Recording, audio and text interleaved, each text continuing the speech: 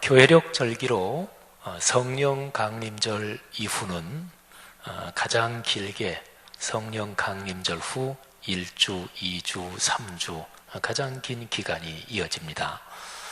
전 세계 교회 중에서 교회력 전통이 조금 다른 그런 교파들도 있습니다만은 어쨌든 우리는 지금 1년의 삶 가운데 교회력 절기 가운데 가장 평상적인 긴 기간을 지나고 있습니다. 성령께서 강림하신 이후는 교회의 시대입니다. 그리고 교회의 가장 초기 역사를 기록하고 있는 책이 사도행전입니다. 근데 사도행전을 보는 시각이 여러 가지가 있는데요. 사도행전을 인물을 중심으로 두 덩어리로 크게 나누기도 합니다. 1장부터 12장까지는 베드로가 중심 인물입니다. 그리고 13장부터 맨 마지막 장인 28장까지는 저 유명한 전도자 바울, 사도 바울이 주인공입니다. 그래서 이제 사도행전을 연구할 때 베드로 그리고 바울, 이 초대교회 시절에 두 기둥을 중심으로 사도행전을 보면 전체가 눈에 들어오죠. 베드로와 바울 이 두 사람은 어떻게 사역을 했을까요? 또 이 두 사람은 어떻게 살았을까요? 한번 저는 오늘 말씀 가운데서 이 본문을 좀 더 이해하기 위해서 초대교회의 두 기둥인 베드로, 바울 두 사람이 어떻게 사역을 했고 또 어떻게 살았는지 이거를 각각 좀 먼저 살펴보려고 합니다. 먼저 바울 얘기를 하겠습니다. 바울은 많은 교회들을 세웠고 또 목숨을 걸고 예수 그리스도의 복음을 전했는데요. 사도행전 20장에 보면 바울 자신이 평생 어떻게 사역했고 어떻게 살았는지 그 중요한 단면이 기록이 되어 있습니다. 장소가 밀레도 바닷가입니다. 그러니까 지중해상의 바닷가 도시 밀레도, 그 해변가에서 바울이 에베소 교회의 지도자들을 만나고 있습니다. 사도 바울은 평생 여러 곳에 교회를 개척하고 또 제자들을 세웠는데 바울은 사실은 오래 사역하지 않고 교회가 세워지고 지도자를 맡겨놓고 그리고 바로 떠나고 그랬습니다. 사도 바울이 고린도라는 도시에서 1년 반을 사역합니다. 근데 바울이 평생 사역한 각 도시에서 보낸 시간을 생각하면 굉장히 길게 사역한 거예요. 고린도에서 1년 반 사역한 것보다 더 오래 사역했던 곳이 딱 한 군데가 있습니다. 저 유명한 에베소입니다. 사도 바울이 살던 당시에 로마 제국이 그냥 로마라는 제국 하나가 그 당시에 세계였습니다. 오늘날의 유럽, 아프리카, 중동까지 거의 다 포괄하는 그런 세계였습니다. 근데 로마 제국의 모든 도시 가운데서 에베소는 서너 개 큰 도시 중에 하나였고요. 그리고 아시아 주, 로마의 행정구역상으로 아시아 주 그쪽에서는 제일 큰 도시고 그리고 중심 도시였습니다. 에베소에서 바울은 3년 동안이나 목회를 했습니다. 그리고 사도 바울의 전체 사역, 전체 전도 여행 가운데서 아마 거의 제일 중요한 도시 한 두 개를 꼽아라 그래도 에베소가 들어가고, 제가 사도행전을 깊이 묵상하고 이렇게 공부한 바로는 에베소는 사도 바울의 마음 속에 있는, 마음으로 본다면 제일 첫 번째로 오래도록 마음에 있었던 도시다, 이렇게 얘기할 수 있습니다. 에베소에서 3년을 목회하지요. 그리고 다시 거기를 떠나서 전에 사역했던 도시들 쭉 돌아보고 그리고 이제 예루살렘으로 올라갑니다. 근데 예루살렘으로 올라가면서 에베소 근처를 지나는데 다시 에베소를 들어가 보고 들르고 싶었는데, 그런데 바닷가 쪽을 따라서 가는 길에 에베소는 사실은 내륙 지방으로 더 들어가야 되거든요. 시간이 근데 없었습니다. 사도 바울이 예루살렘에 오순절 때까지는 꼭 도착했으면 하는 일정상의 이유 때문에 에베소에 들어가지는 못하고, 그래서 사람을 보내서 바닷가에 있는 도시 밀레도로 에베소의 지도자들을 나오라고 초청을 합니다. 자, 거기에서 바울이 에베소 교회의 귀한 지도자들에게 자기가 지금까지 살아오면서 무슨 사역을 했는지, 어떻게 살았는지 거기에 대해서 이야기를 합니다. 자, 사도행전 20장 몇 군데를 한번 보겠습니다. 바울이 무슨 일을 했나요? 바울이 주님의 사도로서 한 일은 무엇이었나요? 20장 24절 아주 유명한 구절이죠. 바울이 이렇게 얘기합니다. 내가 달려갈 길과 주 예수께 받은 사명 곧 하나님의 은혜의 복음을 증언하는 일을 마치려 하면은 나의 생명조차 조금도 귀한 것으로 여기지 아니하노라. 아멘. 그러니까 바울이 지금까지 해온 일이 하나님의 은혜의 복음을 증언하는 일이었다. 앞으로 그 일을 마칠 때까지 내 목숨까지 걸고 그 길을 걷겠다 하는 거지요. 자, 바울이 한 사역, 그 핵심은 무엇입니까? 은혜의 복음을 증언한 것이었습니다. 더 편하게 간단하게 얘기하면 말씀을 전하는 것이었습니다. 그 다음에 25절에도 역시 표현은 다르지만 같은 내용을 이야기하고 있습니다. 보라, 내가 여러분 중에 왕래하며 하나님의 나라를 전파하였으나 이제는 여러분이 다 내 얼굴을 다시 보지 못할 줄 아노라. 마지막 만남이지요. 근데 여기에서 바울은 얘기합니다. 내가 여러분 중에 왕래하며 여러분과 같이 3년 동안 살았을 때 그때 내가 한 일이 하나님 나라 전파한 것이었다. 다른 말로 말씀 전한 것이었다. 자, 말씀을 전했어요. 이게 명확하게 초점입니다. 자, 그러면 말씀 전한 것은 그랬는데 매일매일 하루마다 바울이 살기는 어떻게 살았을까요? 자, 조금 앞으로 가면 바울 자신이 어떻게 살았는지 자기의 삶에 대해서 이야기를 합니다. 자, 19절 말씀을 제가 읽습니다. 곧 모든 겸손과 눈물이며 유대인의 간계로 말미암아 당한 시험을 참고 주를 섬긴 것과 사도 바울은 바로 앞에 18절에서 이렇게 얘기합니다. 내가 아시아에 들어온 첫날부터 지금까지 여러분 가운데서 어떻게 살았는지는 여러분도 잘 압니다. 그러면서 크게 세 가지를 얘기해요. 겸손과 눈물과 이런저런 일을 당했을 때 참고 주님을 섬긴 것. 바울은 말씀을 전하는데 탁월한 전도자였고 탁월한 교사였습니다. 그러니까 성경 말씀에 대해서 말이죠. 그런데 말씀은 그렇고 말씀에 대한 지식은 그렇고 말씀을 전도하는 일은 그런데 사는 건 어땠나요? 인격과 인품과 그리고 일상은 어떠했나요? 바울이 교만했을까요? 아닙니다. 겸손했습니다. 바울이 냉정한 사람이었을까요? 차가운 사람이었을까요? 아닙니다. 바울은 눈물이 많은 사람이었습니다. 눈물은 다른 사람의 처지에 공감의 능력을 가지고 있을 때 나오는 게 눈물이고 삶에 대한 애정을 가지고 있을 때 나오는 게 눈물이죠. 그리고 바울은 유대인들의 공격과 유대인들의 간계 때문에 여러 가지 어려움을 많이 당했습니다. 그런데 바울이 다른 사람한테 당할 때 그 사람한테 배로 갚아줬을까요? 독하게 마음에 품고 어떻게든 복수했을까요? 아닙니다. 바울은 그렇게 당한 시험을 참고 인내하며 주님을 섬기는데 집중했다. 이렇게 말씀하고 있습니다. 여러분, 바울이 이 얘기를 지금 어떤 상황에서 하고 있나요? 바울은 에베소 교회 지도자들을 만나서 다시는 그들을 보지 못할 마지막 만남의 자리에서 교회를 놓고 권면하고 있습니다. 자, 28절, 29절, 30절, 3절인데요. 잘 한번 들어보세요. 여러분은 자기를 위하여 또는 온 양떼를 위하여 삼가라. 성령이 그들 가운데 여러분을 감독자로 삼고 하나님이 자기 피로 사신 교회를 보살피게 하셨느니라. 내가 떠난 후에 사나운 이리가 여러분에게 들어와서 그 양떼를 아끼지 아니하며, 그러니까 밖에서 외부적인 핍박이 온다는 것을 예고하고 있는 거지요. 그 다음에 30절로 넘어가면 내부에서도 문제가 발생할 것이다 이야기를 하고 있습니다. 또한 여러분 중에서도 제자들을 끌어 자기를 따르게 하려고 어그러진 말을 하는 사람들이 일어날 줄을 내가 아노라.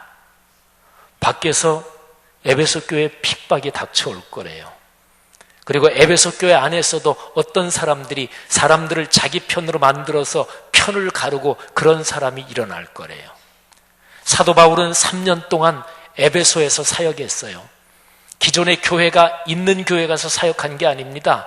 바울이 제일 처음부터 전도해서 그 사람들을 세팅했다. 거의 그런 상황이었습니다. 그러니까 사도 바울은 3년 동안 사역하면서 교회 공동체 안에 있는 어떤 사람, 저 사람 분명히 나중에 문제를 일으킬 텐데, 저 사람 분명히 자기 자존심 부리고 분명히 자기 편 만들고 그럴 텐데, 그렇게 짚히는 사람들이 있었겠지요.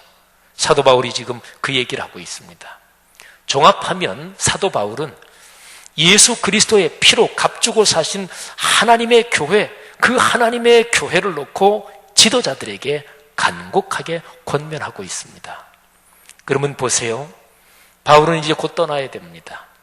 마지막에 바닷가 거기에서 무릎을 꿇고 서로가 울면서 기도하고 바울은 배 타고 이제 지중해로 항해를 하지요. 바울은 이 에베소 교회를 어디에다 맡기고 가나요? 이 외부에서 박해를 받고 안에서도 파당 분쟁이 일어날 것이 눈에 보이듯이 뻔한 이 에베소 교회를 바울은 어떤 마음 가지고 떠나는 것일까요? 말씀 그 뒤에 보면 사도 바울은 이 교회를 믿고 맡깁니다. 어디에다 맡기나 보세요. 32절 말씀입니다. 지금 내가 여러분을 주와 및 그 은혜의 말씀에 부탁하노니 그 말씀이 여러분을 능히 든든히 세우사 거룩하게 하심을 입은 모든 자 가운데 기업이 있게 하시리라. 아멘. 어디다 맡겨요? 말씀에 맡기잖아요. 사도 바울이 무슨 일을 했어요? 말씀을 전했어요. 말씀을 전할 뿐 아니라 그 말씀에 따라서 겸손하게 공감의 능력을 가지고 그리고 참고 주님의 일에 집중했어요. 일상과 인격이 말씀대로 살았어요. 그리고 이 교회를 다시 한번 그 거룩한 말씀에 맡겨요. 그런데 여기 32절 표현에 중요한 게 있습니다. 그 말씀이 여러분을 능히 든든히 세우실 것입니다. 외부적인 박해에서 교회를 세우실 것입니다. 내부적인 분열로부터 교회를 든든히 지킬 것입니다. 그런데 그 뒤에 나오는 표현이 중요합니다. 거룩하게 하심을 입은 모든 자 가운데, 거룩하게 하심을 입은 사람들이 같이 그 말씀을 붙들고 교회를 지켜나갈 것입니다. 누가 거룩하게 하심을 입은 사람인가요? 거룩하게 하심을 입은 사람이 교만할까요? 거룩하게 하심을 입은 사람이 자기 자존심 부리고 또는 자기 편 만들고 그럴까요? 아니겠죠. 여기에 거룩하게 하심을 입은 사람들, 이 표현은 삶이 말씀에 따라서 변화되고 인격이 변화되고 예수 그리스도 그분의 거룩한 성품을 닮아가고 있는 사람들을 말합니다. 사랑하신 여러분, 아주 명백하지요. 사도행전의 양대 기둥, 베드로, 바울 두 분 중에서 사도 바울을 먼저 살펴보는데, 바울 그분은 평생 무슨 일 했나? 말씀을 전했어요. 말씀을 전하면서 어떻게 사셨나? 말씀의 덕목에 따라 예수 그리스도 닮아가며 사셨어요. 그리고 교회 공동체를 말씀에 부탁하고 밀레도 바닷가를 떠나서 배를 타고 갑니다. 자, 또 한 사람을 살펴봐야 합니다. 베드로입니다. 사실은 오늘 제가 설교하는 설교 본문 사도행전 4장이 이미 베드로가 지금 사역하고 있는 그런 상황입니다만은, 근데 성경 가운데서 사도행전 말고 베드로 전서에서 이 사도 베드로가 어떻게 사역을 했고 어떻게 살았는지 그거를 좀 살펴보려고 그래요. 베드로 전서 1장에 보면 아주 유명한 말씀이 있습니다. 23절, 24절인데요. 제가 한번 읽습니다. 너희가 거듭난 것은 썩어질 씨로 된 것이 아니요 썩지 아니할 씨로 된 것이니 살아있고 항상 있는 하나님의 말씀으로 되었느니라. 아멘. 어떻게 거듭났고 어떻게 구원받았다고요? 말씀으로. 말씀은 썩지 않습니다. 이어지는 24절에 말씀과 그 외 다른 모든 것을 대조적으로 다음과 같이 비교합니다. 그러므로 모든 육체는 풀과 같고 그 모든 영광은 풀의 꽃과 같으니 풀은 마르고 꽃은 떨어지되 25절 오직 주의 말씀은 세세토록 있도다 하였으니 너희에게 전한 복음이 곧 이 말씀이니라. 아멘. 사도 베드로는요, 베드로전서의 편지에서 1장 초반 부분에서 말씀이 얼마나 중요한지, 말씀이 전파됨으로써 우리가 구원을 받았고 복음의 핵심이 얼마나 놀라운 것인지 그걸 우리에게 전하고 있어요. 자, 베드로가 무슨 사역을 했을까요? 복음, 그 말씀을 전하는 일을 베드로도 했습니다. 자, 그러면 베드로는 전하긴 그렇게 살았고 사는 모습은 어떠했을까요? 베드로전서 3장에 보면 편지를 마치면서 이 편지를 받아 읽는 사람들에게 다음과 같이 간곡하게 중심으로 권면합니다. 베드로전서 3장 8절이에요. 마지막으로 말하노니, 이거는 이제 편지를 마치면서 마지막으로 내가 씁니다 하는 얘기예요. 너희가 다 마음을 같이하여 동정하며 형제를 사랑하며 불쌍히 여기며 겸손하며 악을 악으로 욕을 욕으로 갚지 말고 도리어 복을 빌라. 이를 위하여 너희가 부르심을 받았으니 이는 복을 이어받게 하려 하심이라. 아멘. 여러분, 여기에 보면 베드로가 성도들에게 권면해요. 마음을 같이 해서 어려운 사람에게 동정해야 합니다. 도와야 합니다. 형제를 사랑해야 합니다. 힘들고 지친 사람을 불쌍히 여겨야 합니다. 교만하지 말고 겸손히 여겨야 합니다. 그리고 악을 악으로 욕을 욕으로 갚지 말고 도리어 복을 빌어야 합니다. 초대교회의 기둥인 사도 베드로가 썩지 않는 영원한 구원의 말씀, 영생의 말씀, 복음의 말씀을 전하면서 이 베드로는 다른 사람에게 당했을 때 그거를 어떻게 하든 되갚아주는, 그렇게 살았을까요? 그럴 리가 없겠지요. 여기서 권면합니다. 악을 악으로 욕을 욕으로 갚지 말고 도리어 복을 빌라. 근데 중요한 게 있습니다. 아까 제가 읽어드린 그 마지막 부분인데요, 9절 마지막입니다. 이를 위하여 너희가 부르심을 받았으니, 하나님께서 세상 사람들 가운데 우리를 당신의 자녀로 부르실 때 부르신 목적이 있대요. 마음을 같이하여 동정하는 삶을 살라고 부르셨대요. 형제를 사랑하고 불쌍히 여기며 겸손하게 살도록 부르셨대요. 악을 악으로 욕을 욕으로 갚지 말고 도리어 복을 빌라고, 그런 인생을 살라고 우리를 부르셨대요. 이를 위하여 너희가 부르심을 받았으니. 근데 그 뒤에 붙는 구절이 더 중요합니다. 이는 복을 이어받게 하려 하심이라. 그렇게 살아야 복을 이어받는데요. 이어받는다 그랬으니까 전에부터 내려오는 어떤 복이겠지요? 어떤 복일까요? 하나님께서 천지를 창조하시고 피조세계에 주신 복, 특별히 사람을 만드시고 사람에게 걸어놓으신 그 복을 말합니다. 인류의 타락으로 그 복이 깨지고 망가졌는데 하나님이 다시 아브라함을 부르시면서 창세기 12장 1절, 2절, 3절에서 말씀하신 축복, 그리고 아브라함을 부르신 그 축복이 예수 그리스도의 십자가 사건으로까지 이어지는데 바로 그 내려오는 복, 그거를 이어받게 하려고 하나님께서 이렇게 살라고 너희를 부르셨다, 그런 얘기예요. 뒤집어 볼까요? 마음을 같이 하지 않고 남을 불쌍히 여기거나 동정하지 않고 형제를 사랑하지 않고, 형제는 특별히 믿는 사람들을 우선적으로 말하는데요, 겸손하지 않고 교만하며 남이 나에게 해코지 않고를 반드시 되갚아주고 마음속에 원한을 품고 있는 사람은 그런 복을 이어받지 못한다는 얘기입니다. 성도 여러분, 성경 말씀이 그냥 이렇게 저렇게 얼르고 뺨쳐서 우리가 관리할 수 있는 것일까요? 아니요. 말씀이 그러면 그런 겁니다. 이어지는 구절에 이런 말씀이 있어요. 그러므로 생명을 사랑하고 좋은 날 보기를 원하는 자는 이렇게 살아라. 내 생명을 사랑하십니까? 다른 사람 생명 그 우선 둘째치고 내 생명 행복하기를 원하시고 아름다워지기를 원하십니까? 그리고 좋은 날 보기를 원하십니까? 아예 목사님, 난 나중에 좋은 날이고 뭐고 간에 지금 내 마음에 있는 자존심 다 부리고 내가 지금 속으로 맺힌 이 원수 갚는 거, 나는 그거 외에는 아무것도 없어요. 난 나중에 좋은 날 그거 상관없어요. 내 자존심만 다 부리면 상관없어요. 그러십니까?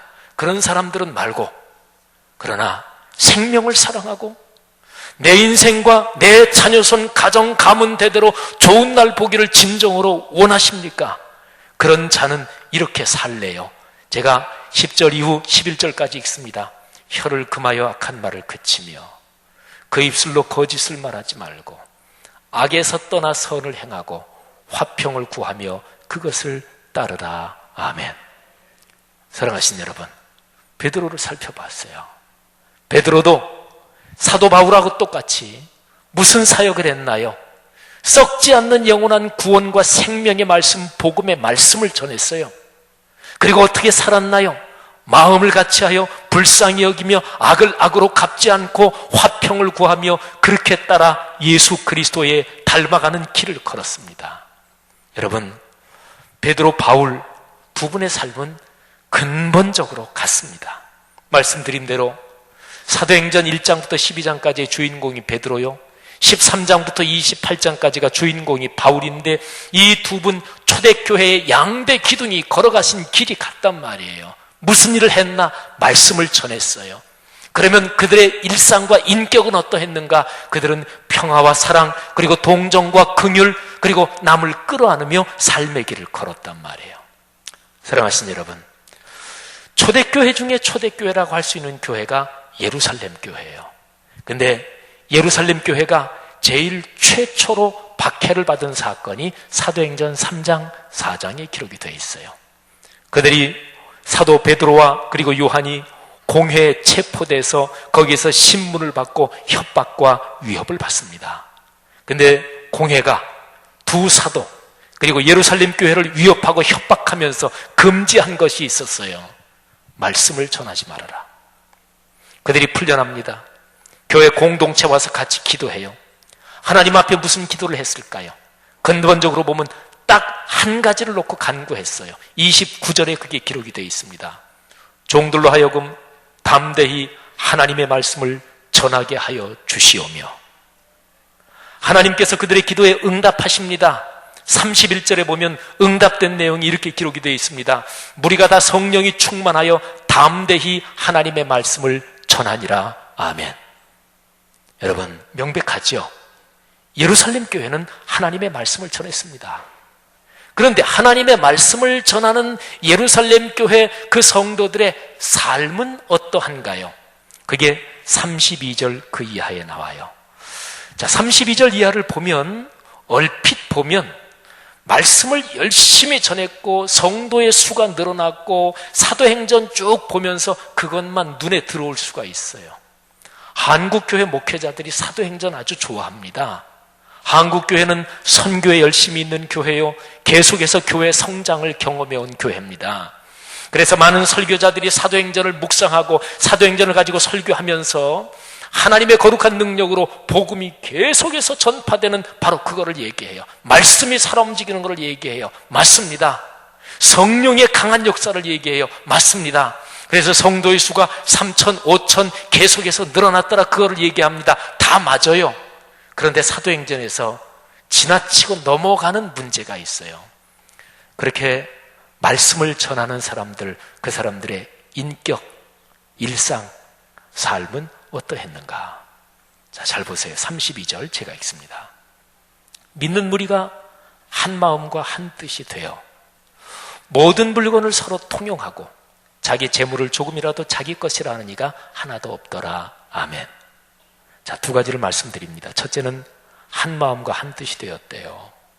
여러분, 여기 한 뜻이라고 번역된 이 한글 단어는 헬라어 원어로 하면 영혼이라고 번역할 수 있어요. 그래서 영어 성경, 독어 성경 많은 데서는 영혼이라고 번역하고 있습니다. 그러면 예루살렘 교회가 박해 가운데서도 한 마음과 한 영혼이 되었대요. 여러분, 상식적으로 생각해 볼까요? 부부 일심동체지만 부부가 한 마음 한 뜻으로 사는 게 쉽지 않죠, 그죠? 제 아무리 친한 친구인데 그런데 동업에서 깨지고 왼수지간 되는 일 많죠? 여러분, 사람이 살면서 제일 힘든 것, 두 사람 또는 두 사람 이상이 한 마음 한 뜻이 되는 거, 그거는 인간 힘으로는 거의 안 돼요. 왜? 다 자기 자존심 있고 자기 생각 있고. 사랑하신 여러분, 예루살렘 교회가 한 마음 한 뜻이 되었다, 이거는 인격이 변화됐다는 증거예요. 내 성품이 예수 그리스도 닮아갔다는 증거예요. 하나님의 거룩한 영이 역사에서 인격과 일상이 변했다는 증거가 한 마음 한 영혼이 되었다는 거예요. 안 그러고 어떻게 한 마음 한 영혼이 돼요? 그 다음에 또 하나, 돈 얘기를 하잖아요. 재물 얘기를 하잖아요. 모든 물건을 서로 통용하고 자기 재물을 조금이라도 자기 것이라는 이가 없더라. 부동산 있는 사람 팔아다가 갖다 바치고 그래서 서로 필요한 사람 나눠주고. 성경학자들은 예루살렘 교회에서 나타난 이런 재산을 공유하는 삶의 형태가 장기간 지속됐다고 보지는 않아요. 성령으로 가장 충만했던 그 초기에 있었던 현상이라고 얘기합니다. 근데 이 점이 또 중요한 거예요. 성령이 충만했던 초기에 그런 현상이 어느 정도 있다가 그 다음에는 좀 시들해졌을 텐데, 그런 만큼 그 얘기가 뭐냐면 사람 누구나 다 내가 가진 재물, 내가 가진 돈, 이게 민감한 문제라는 거예요. 적어도 돈 문제, 재물 문제에서 다른 사람에게 열려있는 사람은 그 사람은 인격과 성품이 예수 그리스도 닮아 변했다는 증거입니다. 사랑하신 여러분, 예가 하나 나와요. 요셉이라는 사람입니다.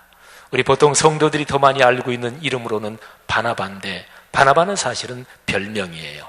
그런데 그 별명 바나바, 요셉이라는 사람한테 베드로를 비롯한 사도들이 붙여준 별명인데, 바나바란 이름이 위로의 아들이다. 그런데 위로의 아들 할 때 위로, 그거는 보혜사 성령 할 때 보혜사하고 헬라어 단어가 같은 단어예요.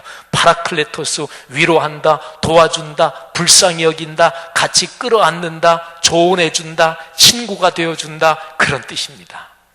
여러분, 초대교회, 예루살렘 교회 거기에서 말이지요, 가장 대표적으로 신앙의 본을 받아야 될 그 사람으로 나오는 요셉, 이 바나바라는 사람은 성령으로 충만해서, 말씀으로 충만해서 다른 사람을 끌어안을 수 있는 사람이었단 말이죠.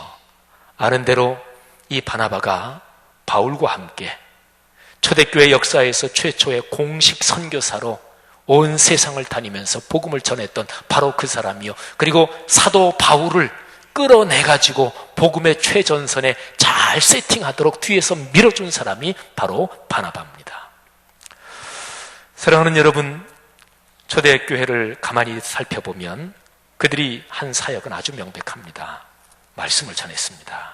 근데 그들은 말씀만이 아니고 말씀에 따라 살았습니다. 말씀과 삶이 그들의 삶 속에서는 같이 어우러지면서 멋지게 작동을 했던 거예요. 저는 목사로 그리스도인으로 살아가면서 늘 거기에 관심이 많습니다. 하나님의 거룩한 말씀을 내가 안다는 것, 말씀을 전한다는 것, 또는 말씀이 지식이 많아진다는 것은 삶이 변한다, 이게 되어야 마땅합니다. 제가 2001년 3월 달에 쓴 글이에요. 지금으로부터 한 14년 전이죠. 제가 우리 교회 부임하기 전인데, 제가 펴낸 인용구라는 책, 칼럼집 113쪽 이하에 있는 글인데, 그때 당시에 어느 신문에 제가 칼럼으로 쓴 글입니다. 제목이 그리스도인 정치인들께 드리는 편지인데요, 그때 당시에 돈 세탁 방지법이 국회에서 한참 논의되고 있었어요. 아마 지난 일이지만 이렇게 머릿속에 기억이 떠오르는 분도 계실 거예요. 그런데 돈 세탁 방지법인데 정치 자금도 거기에 넣어야 되느냐 말아야 되느냐, 그것 때문에 논란이 많았어요. 국회의원들이 정치 자금 받아서 의정 활동하고 그러잖아요. 정치 자금도 돈 세탁 방지법에 집어넣으면 자기들이 불편해질 거 아니겠어요? 그래서 대부분 국회의원들이 그 정치 자금은 집어넣지 말자. 근데 그 중에서 어떤 한 두세 명 의원이 계속해서 우리 국회의원들이 연관되는 정치 자금도 돈 세탁 방지법에 집어넣어야 된다, 그렇게 감동을 준 의원들도 있었어요. 제가 쓴 칼럼에서 일부분을 제가 읽습니다. 예수님을 하나님의 아들 구세주로 믿는 정치인 여러분께 드립니다. 그러니까 176명의 그리스도인 국회의원님들과 그 밖에 여러 정치인들께 드리는 말씀입니다. 건너뛰어서요. 우리나라 경제를 그야말로 허리가 휘청거리게 만든 한보 사건 때문에 논의가 시작된 게 돈 세탁 방지법입니다. 정치 자금이 여기에 포함되어야 한다는 것을 원칙적으로 반대하는 사람은 아무도 없을 것입니다. 그러나 최근 국회에서 이 문제가 논의되는 과정을 보면 정치인 여러분의 모습이 돈 세탁 방지법 자체보다는 자기의 이해득실에 더 매여 있다고 보입니다. 적어도 뉴스 매체에 비친 모습은 그렇습니다. 저는 지난 주일에 마가복음 11장을 본문으로 삼아 설교하면서 다음과 같은 상상을 해보았습니다. 어느 한 그리스도인 정치인이 아침에 출근하기 전에 마가복음 11장을 읽습니다. 말씀을 묵상하다가 이런 생각을 했습니다. 여기에 나오는 산헤드린 의원들의 모습이 곧 내 모습 아닌가? 하나님께서 이 성경 말씀을 통해서 사안 자체의 옳고 그름을 따져서 행동하라고 나에게 말씀하시는 것 아닌가? 지금 논의되는 돈 세탁 방지법에 대해서 나는 어떻게 행동해야 하는가? 이분은 성경을 거룩하신 하나님의 말씀으로 믿고 있습니다. 고민이 시작됩니다. 정치적 소신과 신앙적 확신대로 행동하기가 결코 쉽지 않은 것이 이 나라의 정치 현실이니까요. 출근하는 차 안에서 이분은 결단합니다. 기도하면서 말입니다. 하나님, 정치 자금이 돈 세탁 방지법에 포함되는 것이 당신의 뜻인 것을 제가 인정합니다. 그렇게 말하고 행동하겠습니다. 그쪽으로 표를 던지겠습니다. 그러나 주님, 이 나라의 정치 현장을 아시지 않습니까? 제게 신앙의 소신대로 밀고 나갈 힘을 주십시오. 뜻을 같이 할 사람들을 주십시오.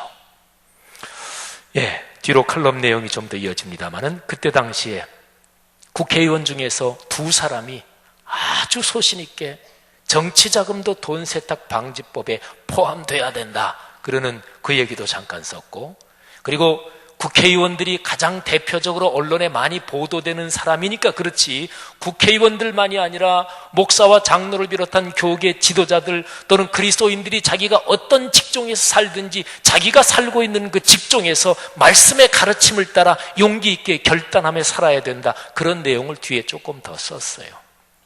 성도 여러분, 기독교의 복음이 희망입니까?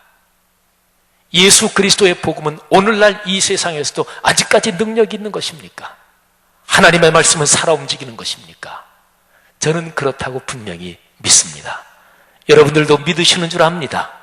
사랑하는 성도 여러분들이요, 하나님의 말씀을 전하는 사람들은 2000년 기독교 역사상 늘 그렇게 살아왔어요. 말씀을 지식으로만 전할 뿐 아니라 전하는 말씀이 내 가슴과 내 마음과 영혼을 움직여서 내가 그렇게 먼저 살았단 말이지요. 그러니까 기독교의 복음이 희망이지요. 베드로전서 아까 읽은 3장에 보면은 이런 말씀이 있어요. 누가 너희 속에 있는 소망에 관한 이유를 묻는다면 그 대답할 것을 항상 준비해라. 그러니까 안 믿는 사람들이 예수 믿는 사람을 보고서 아니, 어떻게 이런 세상에서 그렇게 희망을 가지고 소망을 가지고 살 수 있습니까? 비결이 뭡니까? 이유가 뭡니까? 묻는다는 거예요. 물을 때 거기에 대답할 말을 가지고 있어라, 준비해라, 그런 얘기입니다. 근데 대답할 말이 무슨 말이에요? 복음에 대해서, 예수 그리스도의 복음에 대해서 언제건 대답할 준비를 해라, 그런 거지요. 그런데 그것만이 아니에요. 또 하나가 있어요. 지금 그렇게 살아야 된다. 그것도 포함돼요. 생각해 보세요. 예수 믿는 사람이 교회는 매주일 나가, 말씀에 대한 지식은 많아, 그 직장에서도 그 사람 예수쟁이인 거는 다 알아. 근데 직장에서 교만해, 아주 냉정해. 저 사람 한번 잘못 건드리면 큰일 나, 건드리지 말아야 돼. 그러면 예수 안 믿는 사람이 그 사람한테 아니, 교회 다니시는데 어쩌면 그렇게 소망과 희망을 가지고 살아요, 비결이 뭡니까? 묻겠어요? 묻지도 않죠. 묻지도 않을 겁니다. 저렇게 예수 믿으니까 교회가 욕먹지, 내가 저래서 교회 안 나가, 저런 사람 겁나서, 이럴 거 아니겠어요? 너희 속에 소망에 관한 이유를 다른 사람이 물을 때 대답할 것을 항상 준비해라. 이거는 두 가지를 말해요. 첫째 말씀, 두 번째 그 말씀에 따른 삶. 사랑하신 여러분, 여러분의 가정 가문이 이렇게 축복받으시기를 주의 이름으로 축원합니다. 한국교회가 다시 한번 말씀과 삶이 어우러지는 위대한 주님의 축복 한가운데 설 수 있기를 간절히 축원합니다. 기도하겠습니다. 이 시간에 들은 말씀 붙잡고 잠시 기도합니다. 마음으로 결단하고 자신을 돌아보며 기도하고요. 바로 이어질 성찬 예식, 오 주여 제 마음을 준비되게 하시고 또 주님의 성찬 예식에 참여하며 하나님의 은혜 경험하게 하시고 병도 고침받게 하시고 삶의 용기 얻게 하옵소서. 각자가 한 음성으로 기도합니다. 하나님 아버지, 은혜를 감사합니다. 들은 말씀 마음에 끌어안습니다. 아버지 하나님, 한국 땅에 있는 모든 교회와 그리스도인들을 하시고 하나님의 거룩한 말씀이 삶의 현장으로 다시 한번 강하게 힘차게 흐르도록 축복해 주옵소서. 우리 말씀삼 공동체 모든 성도들 한 사람도 빠지지 않고 이 은혜와 축복 가운데 살 수 있도록 도와주옵소서. 하나님 성찬 예식을 축복하옵소서. 주님의 은혜로 복을 주옵소서. 감사합니다. 할렐루야. 이 시간 역사하옵소서. 하나님 아버지, 들은 말씀 가슴에 끌어안았습니다. 말씀이 우리의 삶을 움직이고 변화시키는 은총 주신 줄 믿습니다. 주님의 거룩한 명령 성찬 예식에 참여합니다. 이 시간에 성찬 예식에 참여할 때 하나님 이 자리에 같이 하시고 성령이시여 이 자리에 운행하셔서 은혜 받게 하시고 병도 고침받게 하시고 삶의 용기도 얻게 하시고 각기 필요한 대로 하나님의 복을 받게 하옵소서. 예수님 이름으로 축복하며 기도합니다. 아멘. 주보에 있는 평화의 인사 교독하겠습니다. 성찬위원들은 앞으로 나오셔서 준비해 주시기 바랍니다. 주님께서 사도들에게 말씀하셨습니다. 너희에게 평화를 주노라. 하나님의 평화와 기쁨이 여러분에게 충만하시기를 축원합니다.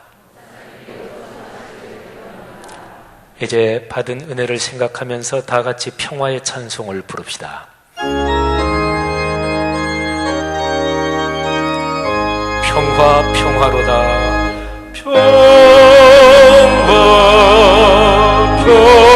평화로다. 하늘 위에서 내려오네. 그 사랑의 물결이 영원토록 내 영혼을 덮으소서. 배찬의 말씀을 교독합니다. 우리가 떼는 이 떡은 여러분을 위해 주신 그리스도의 몸입니다.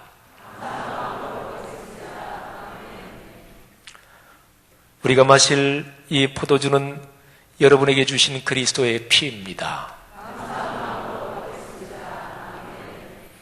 성찬위원들은 중에서 떡과 잔 받지 않으신 분들은 단 위에 올라오시기를 바랍니다. 분병의 말씀과 분잔의 말씀입니다. 주님께서는 잡히시던 날 밤 제자들의 발을 씻기신 후 떡을 가지고 감사드리신 다음 이것은 너희를 위한 내 몸이니 이것을 행하여 나를 기념하라 하셨으니 이제 우리 다 같이 떡을 나눕시다. 아멘. 떡을 잡수신 후 또 잔을 가지고 이 잔은 내 피로 세운 새 언약이니 이것을 행하여 마실 때마다 나를 기념하라 하셨으니 이제 우리도 잔을 받읍시다. 아멘. 회중 여러분들은 자리에서 일어나시고 배정위원들이 내려가셔서 배종하시면 떡과 잔을 받고 조용히 앉아서 주의 은혜를 사모하며 기도하시기를 바랍니다.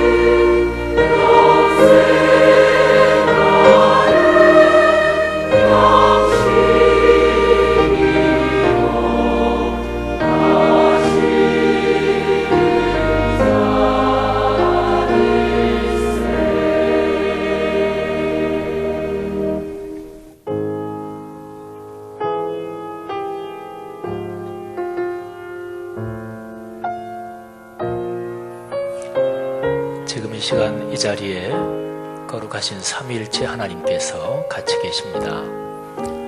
성령님께서 여러분의 마음과 또 여러분의 모든 상황을 아십니다. 주님을 사랑하고 또 삶의 어떤 문제든지 주님께 도움을 진실하게 구하는 사람에게 하나님은 같이 하셔서 도와주십니다. 우리가 안고 있는 문제가 몸의 질병이든 경제적인 어려움이든 자녀들과 연관된 어떤 문제든 인간관계의 문제든 하나님께서 우리의 삶에 개입하시고 도와주시고 축복하십니다. 이 시간에 진실한 마음으로 여러분을 위해서 십자가에 달리신 예수 그리스도 하나님께 도우심을 구하십시오. 지금 이 시간에 성령께서 여러분을 안수해 주시고 여러분을 축복하십니다. 하나님께서 여러분을 깊이 사랑하십니다.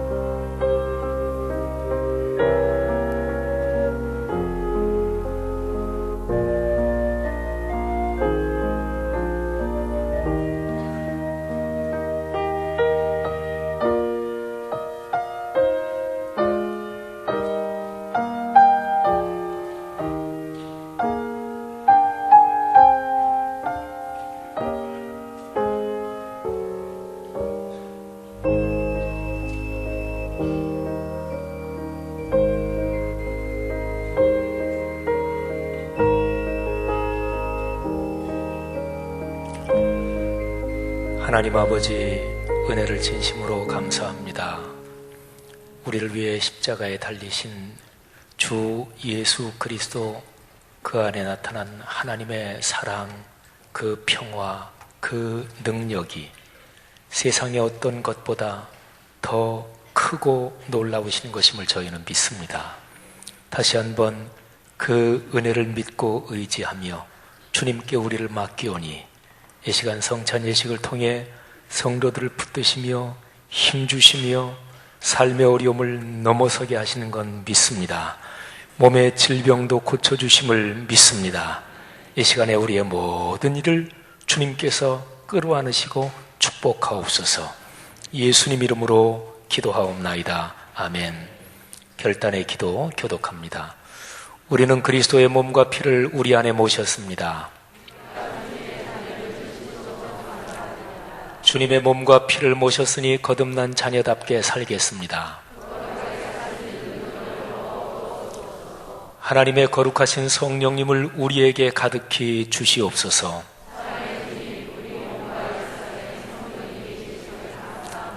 형제자매들이여, 우리에게 구원의 비밀을 깨닫게 하신 주께 간구합시다.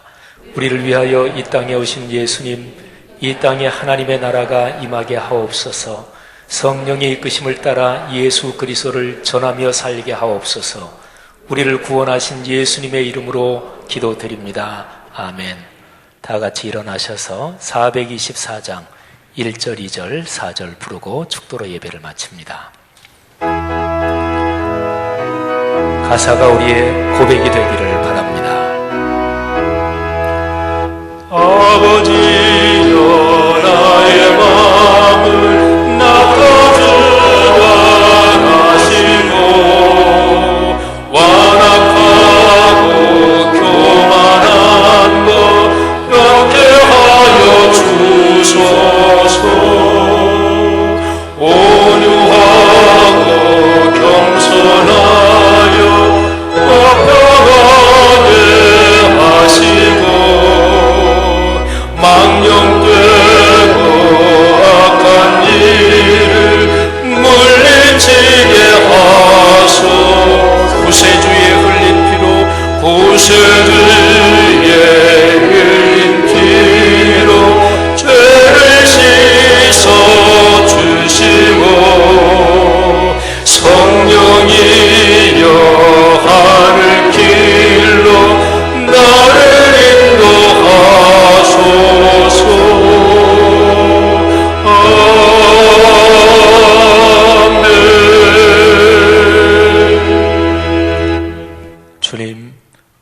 감사합니다. 그렇게 신앙의 선진들이 삶의 길을 걸어왔던 것처럼 저희도 그렇게 주님 부르시는 날까지 삶의 길을 걷겠습니다. 말씀을 전하며 살겠습니다. 말씀이 우리의 인격과 일상을 변화시키도록 순종하며 헌신하며 주의 은혜를 사모하며 기도하며 살겠습니다. 그렇게 사모하며 기도하는 사랑하는 성도들이 주 앞에 11조와 감사, 성전 건축원금, 장학, 선교헌금을 바칩니다. 여러 가지 삶의 모양에 따라 주님 앞에 감사를 올려드립니다. 주님께서 받으사 축복하옵소서. 그 어느 것도 성도의 삶을 해칠 것이 없다는 것을 우리는 믿습니다. 담대할지어다. 주님께서 같이 하시느니라. 주님께서 이 시간 선언하여 주심을 믿습니다. 예수님의 은혜와 하늘아버지의 사랑하심과 늘 우리 손 꼭 붙잡고 동행하시는 성령의 위대하고 아름다운 동행하심이 하늘 백성 머리머리 위에, 오늘의 세계 위에 지금부터 영원까지 같이 계시기를 축원하옵나이다. 아멘.